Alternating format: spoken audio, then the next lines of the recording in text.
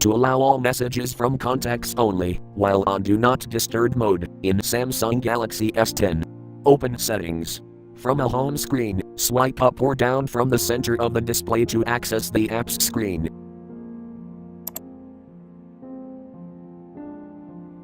Tap Settings.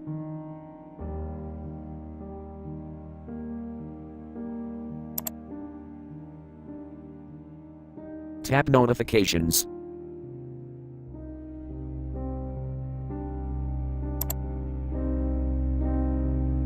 Tap Do Not Disturb.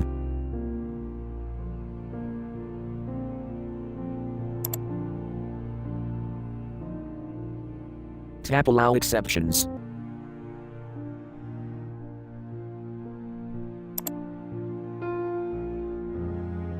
Tap Messages from.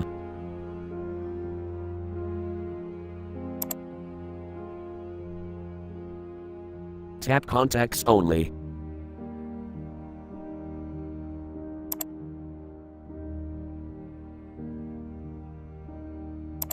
Thank you for watching. Have a nice day.